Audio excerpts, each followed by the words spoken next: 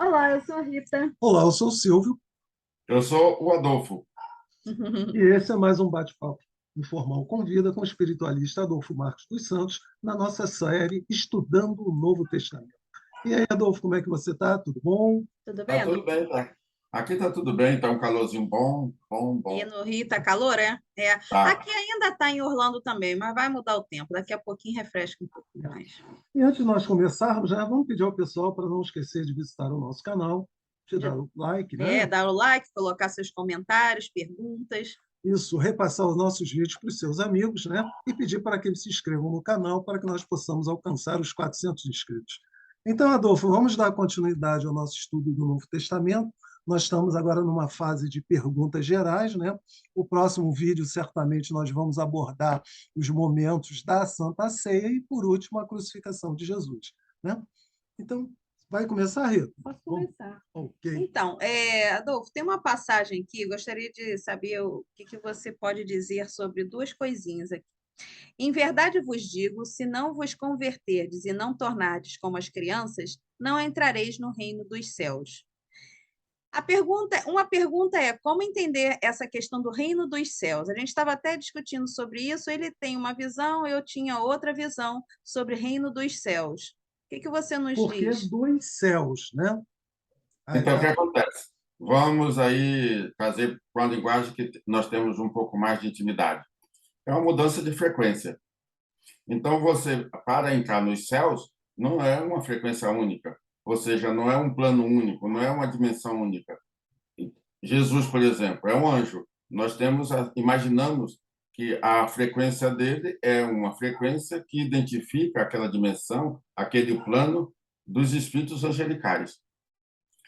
E o Cristo, o seu Pai, que também é o nosso, é uma outra consciência, arquiangélica. Então, imaginemos a diferença de frequência entre um ser ascensionado, angelical, e um outro arquiangélico.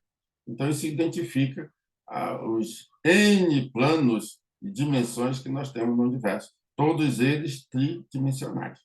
Tem que ter altura, comprimento e largura. Então, nós, é como se. Ah, Desculpa. ah, fala.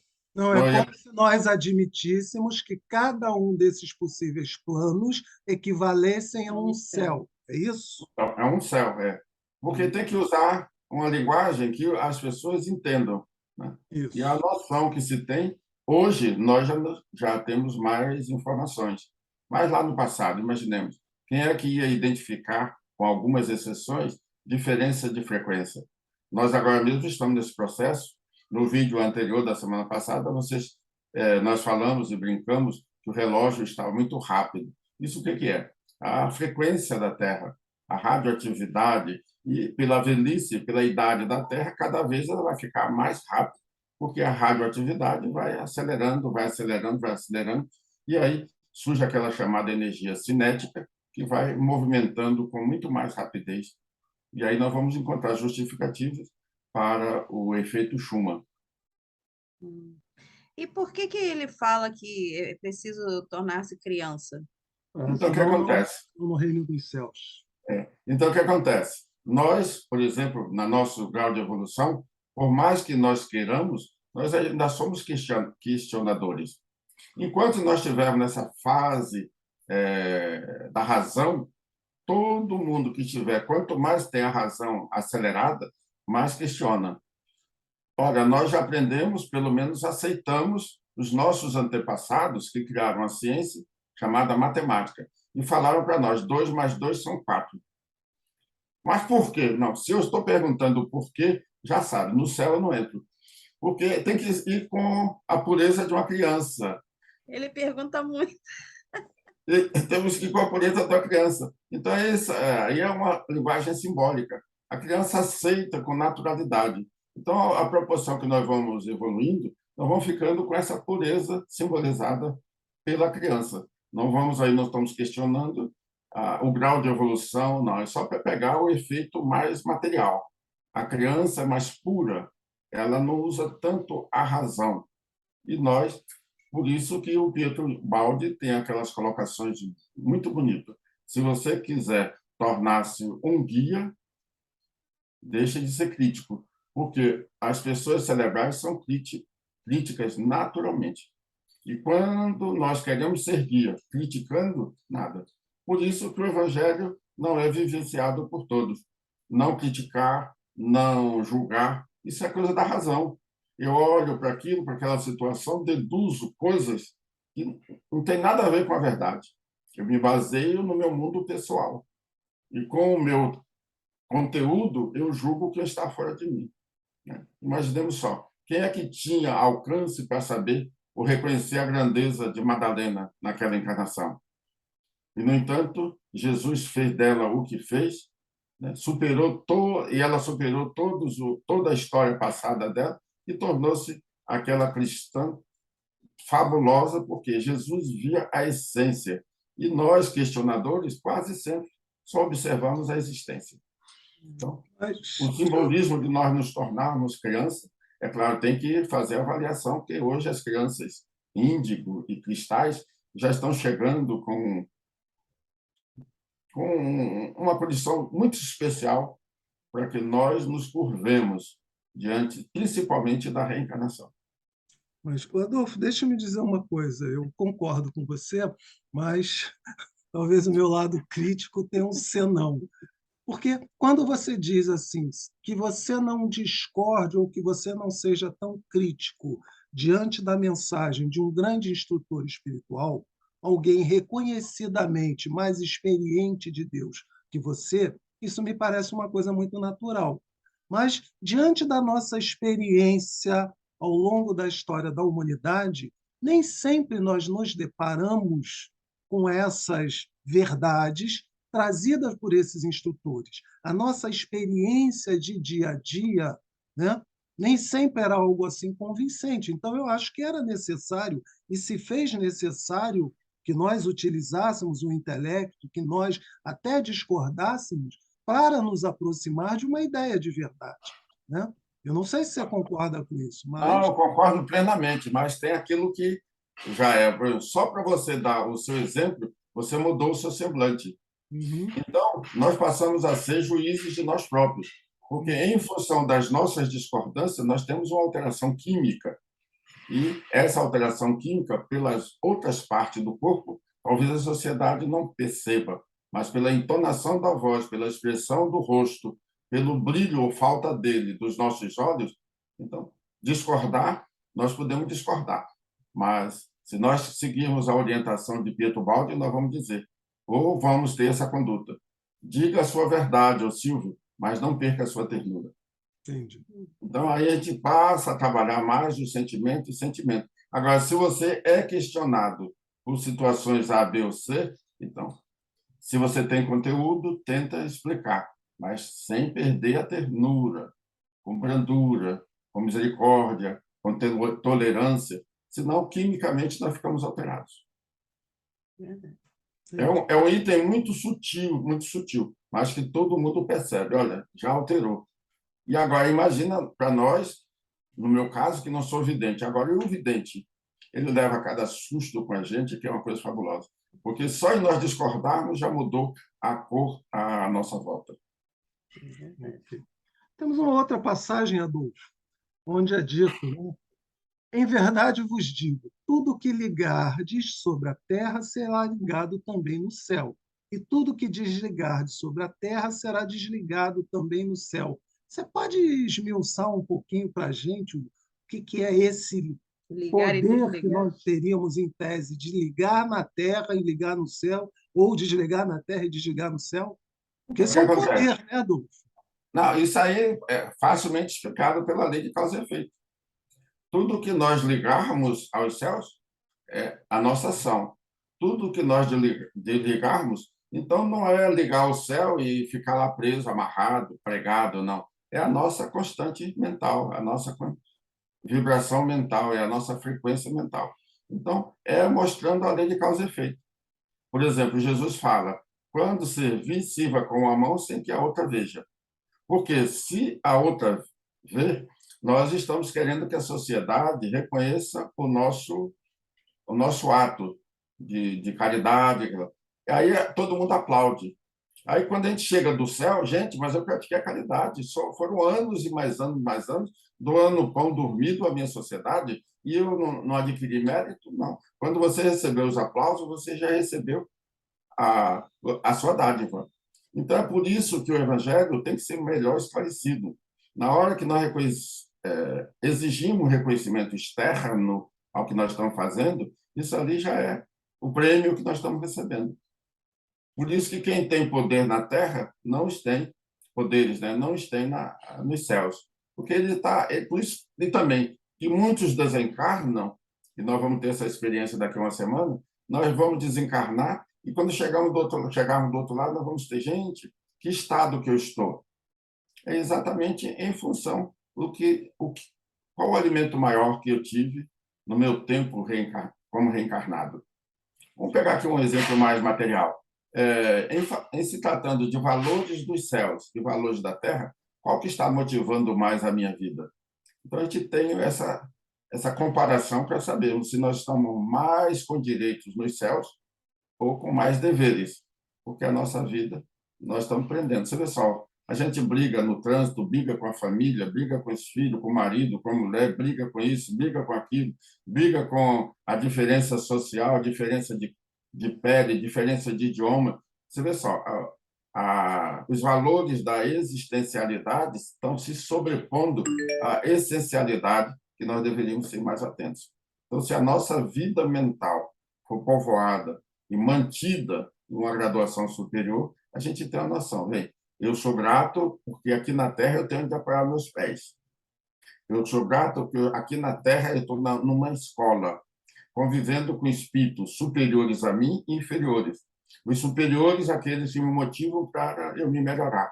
E os inferiores, que precisam do meu acalanto, da minha voz, do meu abraço, essas coisas todas. Então, nós sempre teremos aqueles superiores, aqui nós estamos no exercício da nossa humildade, e aqueles inferiores, que estão com as mãos estendidas, precisando da nossa ajuda.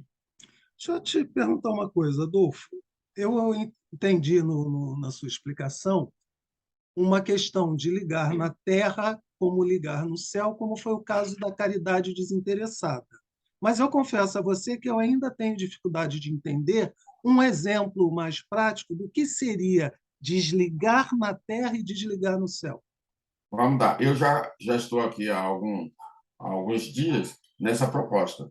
Então, eu já convivi com alguns milheiros de seres humanos que estavam emocionalmente ligados, pelo menos teoricamente, ligados à proposta da renovação cristã.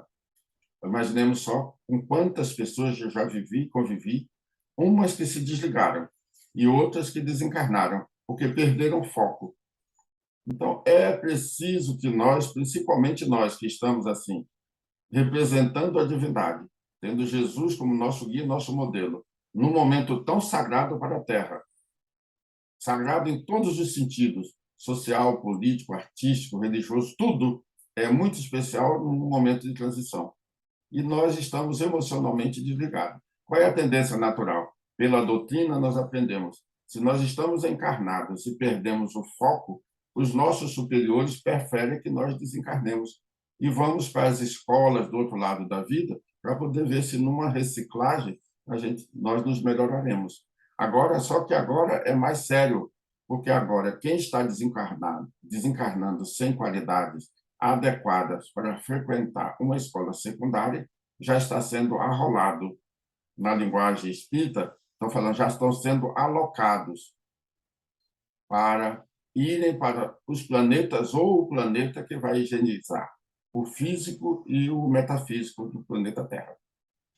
Então, se nós lá atrás tínhamos que ter cuidados, agora os cuidados devem ser muito, muito, muito mais sérios. Porque não há mais tempo, em Não há tese, mais para a gente tempo. se recuperar. A Né? espiritualidade chega a falar, olha, os grãozinhos da areia do lado de cima da ampulheta já desceram, já estão todos do lado de baixo. Então, nós estamos muito próximos de acontecimentos geofísicos no planeta Terra, em todo o conjunto planetário.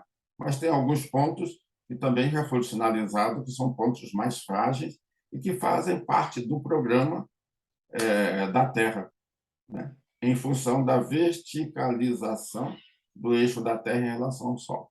Então, a gente poderia dizer que estamos como no limiar do Apocalipse de João, né? Dentro É, do. Sim.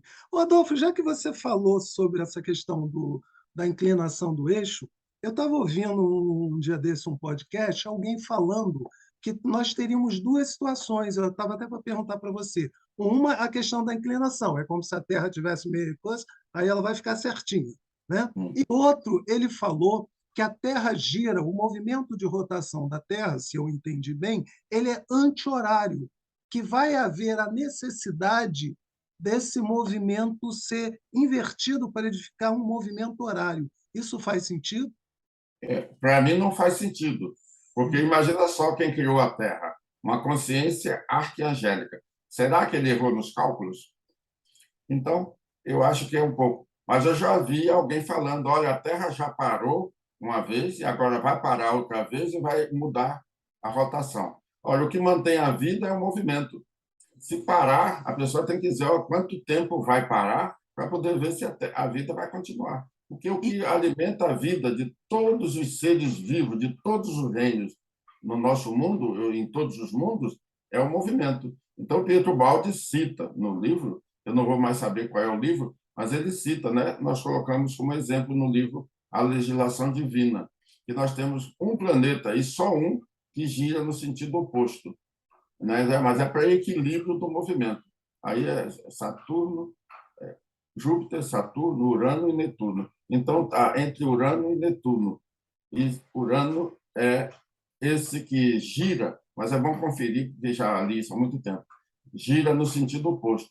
Então, ele diz que essas energias advindas de Urano, eles são compatíveis para os espíritos refratários ao novo. Eles são espíritos que ficam repetindo, repetindo, repetindo, repetindo. E o outro, Netuno, é aquele que vai acelerar muito mais ainda os espíritos renovadores. E aí o nosso querido Nostradamus deu uma mensagem através do Luiz Guilherme dizendo: os vulcões que vão explodir, muitos deles, ele cita alguns, nós citamos também no livro O Fim dos Tempos e os Discos Voadores, está até aqui em cima, é, que esses gases, que virão desses vulcões, é para atender àquilo que Jesus falou. No final dos tempos, está na Bíblia assim: o que for sujo ficará mais sujo ainda. O que for luz ficará mais iluminado. Então, nós vamos dar vazão ao lado instintivo, em função do momento planetário, ou vamos dar um sentido mais sagrado para nós vencermos os nossos bloqueios psíquicos, e nós estamos dentro desse cárcere, né, aqui no nosso corpo, para poder sair. E aí tem espíritos especializados auxiliando a todos nós.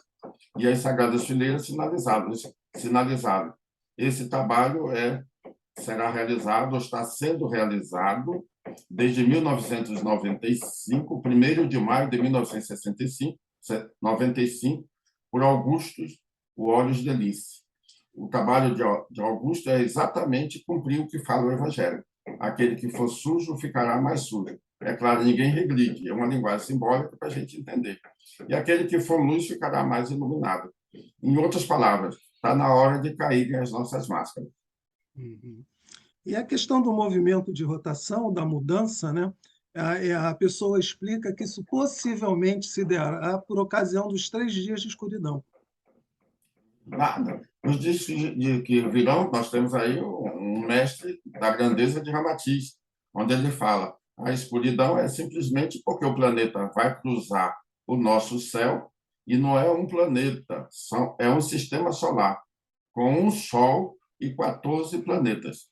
Então, um desse vai passar, segundo Ramatiz, oblíquo em relação à nossa horizontal. E quando ele cruzar o nosso céu, então vai levar tantos dias para poder a parte primeira que vai encobrir a Terra, vai cobrindo até sair. Isso aí dura 7 dias. Entendi.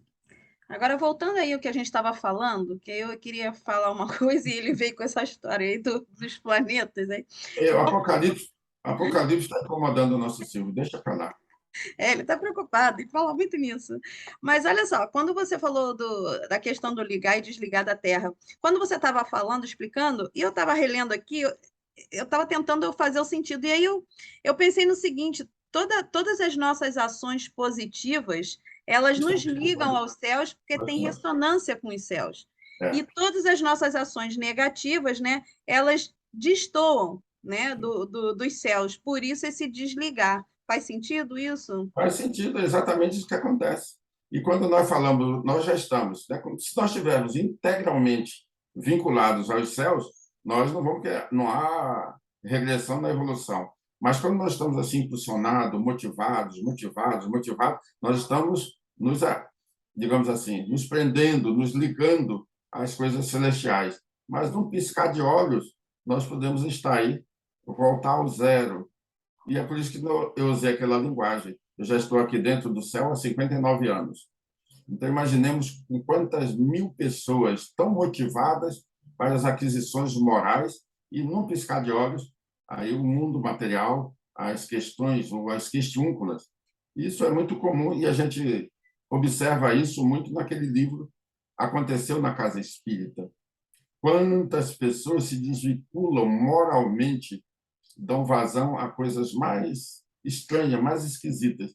E a fraqueza humana, primordialmente, são duas fraquezas que mais comprometem a nossa vida, ou o nosso desligar dos céus: sexo e poder.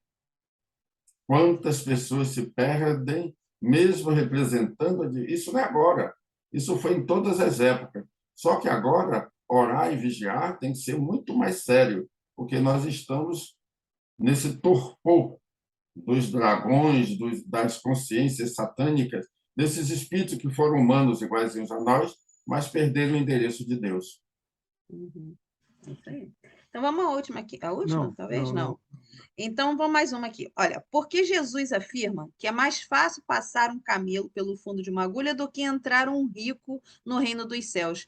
Por que um rico não entraria no reino dos céus? O que ele quis dizer Há com isso? algum Alguma. mal na riqueza?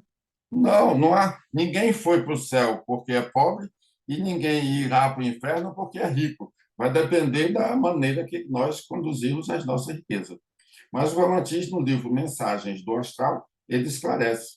É mais fácil um rico passar no fundo de uma agulha. Então, Jerusalém era murada, mas a idade, o tempo vai passando, as pessoas que chegavam colocavam os seus camelos amarrados ali em alguma alça, alguma argola, no muro. Com o tempo, aquilo ali vai batendo, caiu, ou cai. Foram caindo. Passaram ou apelidaram esses buracos de fundo de agulha, furo de agulha. Então, é mais fácil um camelo, que é um ser grande, passar por aquele furo que tem aquele furo pequeno, que está começando, mas tem aqueles maiores, tem aqueles maiores. Então, o Ramatiz esclarece. É em função do que havia e a sociedade colocou isso aí como uma agulha, uma ferramenta do A nosso nossa uso. postura, né? Então, é mais fácil um camelo passar, ele vai se agachar, ele vai fazer algum jeito passar por aquele buraco que era comum nas paredes de Jerusalém, do que um rico entrar no reino dos céus. E por quê? Porque é em função do momento. A palavra, imaginemos a ostentação da riqueza daqueles que viviam do luxo e da luxúria em função da riqueza material. Olha, já passaram 2000 anos e hoje quantos estão no estado mental infernal em função do luxo e da luxúria? Então, a lição do Mestre Jesus é atemporal. Então, não adianta, mas há 2000 anos que eu comungo com essa, ela não tem tempo, ela serve para agora, para hoje, e serve para amanhã, e serve para a eternidade, porque ela é a síntese da lei de Deus. E a lei de Deus não vai ser alterada em função do tempo, senão Deus não seria a perfeição absoluta. Uhum. Uma coisa, Adolfo, nós notamos, né, que na caminhada de Jesus, né, na sua vida, na sua exemplificação, o tempo todo ele se defrontou com o poder religioso da época, que era representado basicamente pelos escribas e pelos fariseus, né? Aí eu gostaria que você desse assim, uma pincelada rápida para a gente, que a gente já está com o tempo esgotado, né? Sobre quem eram os escribas, quem eram os fariseus, né? E qual é o papel dentro de uma visão reencarnacionista, como nós temos, né? Quem seriam os escribas e os fariseus de hoje? Nós estamos numa fase de transição. A espiritualidade sinaliza uma cota, um percentual muito grande da sociedade está tendo a derradeira oportunidade na Terra. No Apocalipse, nós temos lá, Nostradamus também cita, Isaías, antes de Jesus, já citava que 2/3 da humanidade, dos espíritos terráqueos, poderiam deixar de continuarem reencarnando na Terra. Então, agora, numa transição, está na hora desses espíritos se qualificarem. Então, quando hoje, quer dizer, atualmente, a espiritualidade sinaliza, estão tendo a derradeira oportunidade, temos que estar atentos se nós estamos mais motivados para as aquisições dos céus ou mais motivados para as aquisições transitórias, né? Então, é mais ou menos nesse sentido. Então, Agora, mas a primeira parte da sua pergunta, como é que é foi? quem eram os escribas e os fariseus. Então, mas não vamos ficar presos, porque isso aí já tem 2000 anos. Agora, Uhum. tem a mensagem do Dr. Bezerra, através do Wanderlei de Oliveira, ele falando: aqueles espíritos do tronco judaico daquela época, criadores de caso, questionadores, cerebrais, e vai por aí afora, então, eles eram, condenavam tudo e todos. Aí diz o doutor Bezerra, atualmente, uma boa parcela desses escribas, criadores de casos, dente por dente, olho por olho, não conseguiram entender a flexibilidade da lei. Daqui a pouco a gente fala. Então, esses estão encarnados. Mas, graças a Deus, eles já comungam com as duas leis fundamentais, a lei de causa e efeito e a lei da reencarnação. Mas não tem essa abrangência, não se permite a emoção. Tem um cérebro que consegue pensar, mas não se emociona com nada, nada, nada, nada. E a emoção, nós temos aí, do próprio Wanderlei, emoções que curam. Então, quantas doenças nós ainda temos por falta de emoção? E no livro aí dos Adventos, nós botamos aquele pensamento, principalmente no livro Cura e Autocura à Luz do Evangelho. Não sei se eu tenho aqui. Cura e Autocura à Luz do Evangelho. Um amigo espiritual chamado Osias Arthur, onde ele fala: as emoções humanas são tão importantes quanto o ar que se respira e a água que se bebe. Então, tem pessoas que não vivem as emoções humanas, só vivem com o cérebro, só o cérebro funciona. Não consegue falar de carícia, de carinho, de ternura. Se falar de amor, desencarna na hora, porque não consegue. É um desespero. Então, é preciso que nós levemos essas orientações a sério. As emoções humanas, nós, né, vamos dançar. Sexta-feira, sábado, domingo, todos os dias, vamos dançar. Eles ainda dizem mais, em contato com a fonte tão rica de energia como é o mar, né? Fica ali, interage com o sol. Então, mas se nós formos questionadores, é bem capaz da gente não interagir com nada. Tá Porque, certo. mas é uma fase, é uma fase. Principalmente para quem está começando a soletrar esse alfabeto reencarnacionista. Às vezes a pessoa ainda não tem uma experiência ou de outras vidas, ou mais longa no atual encarne. Mas, com o tempo, isso vai despertando, vai despertando, vai despertando. E vai ser difícil depois, porque quando brota a emoção pelo sagrado, as coisas do mundo não deixam de existir. Muito pelo contrário, nós vamos admirar um excelente poema, uma obra de arte, uma música maravilhosa que enaltece a nossa existência e nos leva aos devaneios para os céus. Então, a proporção que a gente vai entrando na emoção, dá a impressão que agora eu vou ficar nada. Por isso que o intelectual é frio. Ele fica frio para as emoções, vamos dizer, consideradas humanas, porque ele só pensa. Coloca as ações, né? Coloca os pés no chão, vai sentir o contato com a Mãe Terra, coloca os pés na água, vai sentir a fonte da vida, né? Conversa com o sol. O sol é a manifestação material da desintegração da matéria, mas ali existe uma consciência, um arcanjo, um Cristo solar, alimentando todo aquele corpo tão grande, tão maravilhoso para todos nós. Então, essa emoção é importante para todos nós. Então, Adolfo, muitíssimo obrigado, né? Nós vamos ter mais 2 encontros, se eu não estou enganado, né? Porque vocês estão para desencarnar? Não, 2 encontros sobre o nosso assunto. Mesmo desencarnado, a gente se encontra, Tá Adolfo. certo. Você não tem mediunidade tão especial assim, não. A gente manda mensagem. Nós podemos fazer programas psicografados com você, Adolfo. Vamos Bom, lembrando aqui, dia 19 de novembro, vamos ter o Seminário Internacional dos Adventos Crísticos. Para quem estiver no Rio de Janeiro, vai ser no CEL, presencialmente no CEL de Niterói. E quem estiver fora do Rio ou fora do país, podem acessar, né, através do Zoom. Nós vamos colocar as informações aqui no nos comentários. é isso. Só dando uma palavrinha, a ideia dos Adventos Crísticos, em síntese, nós colocamos aqui no livro. Ele é fininho, tem apenas 90 capítulos, mas tem a ideia do que a espiritualidade passou. E aqui tem, pertinho de mim, tem mais 12 livros. Então, nós sintetizamos as 700 mensagens que a espiritualidade passou. Por enquanto, nós temos 13 livros. E agora estamos fazendo um para sintetizar os 13, dando uma ideia geral em um livro só. Okay. E vamos parar por aí, né? Que a encarnação já... O tempo Tem urge. também, né, Adolfo? O audiobook Adventos Crísticos, né? O audiobook desse mesmo material, Isso. o casal aqui, a Ritinha e o Silvio, já publicaram. Só tem no YouTube, né?